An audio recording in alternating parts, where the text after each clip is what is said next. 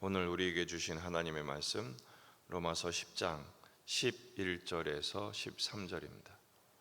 로마서 10장 11절에서 13절 말씀 함께 읽겠습니다. 성경에 이르되 누구든지 그를 믿는 자는 부끄러움을 당하지 아니하리라 하니 유대인이나 헬라인이나 차별이 없음이라.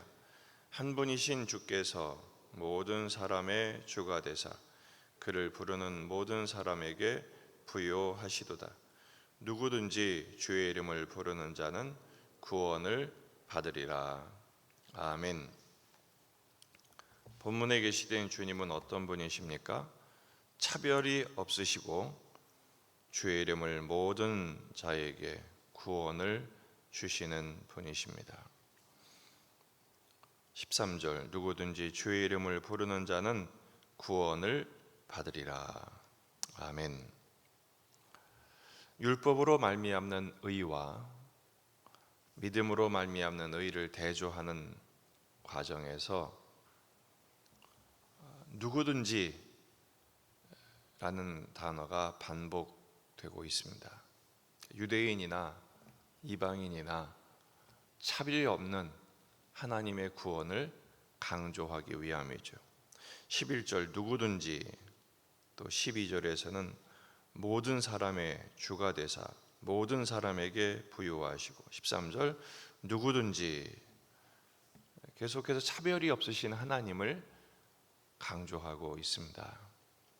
예수님을 믿는 모든 사람이 하나님의 구원을 받게 되죠. 특별히 11절을 보면 누구든지 그를 믿는 자는 부끄러움을 당하지 아니하리라. 부끄러움을 당하지 않는다고 말씀하고 있습니다.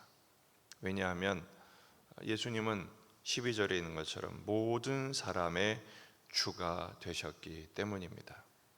로마서 1장 16절이 내가 복음을 부끄러워하지 아니하노니, 이 복음은 모든 믿는 자에게 구원을 주시는 하나님의 능력이 됨이라. 먼저는 유대인에게요, 그리고 헬라인에게로다. 유대인이라고 더 나은 위치에 있거나 더 나은 대접을 받지 않는다는 것입니다. 유대인이나 이방인이나 모두 하나님 앞에 공평하셨어요. 전적인 은혜에 공평하신 하나님, 부끄러움을 당하지 않는다는 말씀이 매우 중요합니다. 성경에 이르되 그랬죠. 바로 이사야 28장 16절의 말씀을 인용한 것입니다.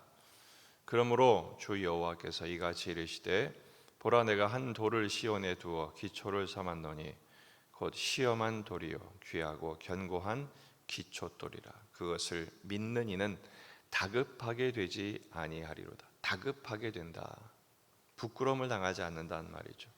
원래는 서두르지 않는다, 당황하게 되지 않는다 라는 것입니다. 심판대 앞에서 우리는 당당하게 될 것입니다. 이 부끄러움을 당한다는 말은 두 가지 의미입니다. 첫째는 쫓아내지 않으신다라는 것입니다.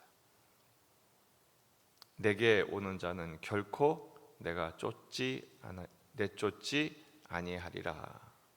요한복음 6장 37절에 말씀하셨어요. 여러분, 가장 부끄러운 날이 언제입니까? 주님이 재림하시는 날. 예복을 입지 않은 사람은 어떻게 되죠? 손발을 묶어 바깥 어두운 데로 내던지십니다. 거기서 슬피 울며 이를 갈미 있으리라 라고 말씀하시죠. 그러나 예수님을 믿는 사람은 내쫓지 않으십니다. 오히려 두 번째로 책임을 지시죠. 히브리서 13장 5절 하반절에 내가 결코 너희를 버리지 아니하고 너희를 떠나지 아니하리라. 여러분, 오늘도 주님이 권능의 손으로 우리를 붙들고 계심을 믿으시기를 바랍니다. 12절에서는 오히려 그를 부르는 모든 사람에게 부요하시다 말씀하셨죠. 주님은 가장 부유하신 자로서 가난하게 되신 이유가 무엇입니까? 우리를 부유하게 하시기 위함이죠. 하나님의 자녀로 양자 삼으시고 천국의 상속자 삼으시기 위해서 주님은 그 십자가의 고난을 감당해 내신 것입니다. 오늘 말씀의 교훈은 이것입니다. 13절 누구든지 주의 이름을 부르는 자는 구원을 받으리라. 주의 이름을 부르기 위해서 이 자리에 우리는 모여 있습니다. 요에서 2장 32절 누구든지 여호와의 이름을 부르는 자는 구원을 얻으리니. 바울은 요에서 말씀을 여호와의 이름을 부르는 자를 주의 이름을 부르는 자로 적용하고 있습니다. 이 주가 누구십니까? 그리스도 대신 예수님이십니다. 우리가 부유하게 되는 비결이 바로 예수님의 이름을 부르는 것입니다. 주의 이름을 부른다는 것은 그럼 무슨 뜻일까요? 주문 외우듯이 예수님, 예수님, 예수님을 자꾸 부르면 되는 것일까요? 물론 그것도 좋습니다만 의미를 알아야 합니다. 예수님의 이름을 부른다는 것은 자기를 부정하는 것입니다. 내 이름을 부정하는 거예요. 내게는 방법이 없고 나는 무력하고 나는 소망이 없음을, 내게는 능력이 없음을 인정하는 것입니다. 그래서 예수의 이름을 부르는 것입니다. 저 세리가 한 구덩이에서 한 기도가 뭡니까? 주여 나를 불쌍히 여기소서. 나는 죄인이로소이다. 그렇습니다. 주님의 이름을 부르는데 나는 없는 거죠. 주님의 이름을 부르는데 가장 큰 걸림돌은 바로 내 이름을 드러내는 것입니다. 자존심을 드러내는 것입니다. 내 명예를 위해서 사는 것이죠. 오직 예수님의 이름만을 부르는 우리가 될 수 있기를 바랍니다. 두 번째는 예수님의 이름을 부른다는 것은 자기를 부정할 뿐 아니라 전적으로 예수님만 의존하겠다는 결단을 의미합니다. 베드로가 말했죠. 한 번도 걸어본 적이 없는 선천성 장애인에게 주님의 이름을 드러내면서 말하죠. 내게 은과 금은 없거니와 오직 나사렛 예수 그리스도의 이름이 있다. 이 이름으로 일어나 걸어라. 주님만 의존하라는 것입니다. 내게는 예수님의 이름이 전부다라는 것입니다. 왜냐하면 그 이름에 능력이 있기 때문입니다. 그 이름에 치유가 있고요. 그 이름에 오직 승리가 있습니다. 그리고 응답이 있어요. 요한복음 14장 13절 너희가 내 이름으로 무엇을 구하든지 내가 행하리니.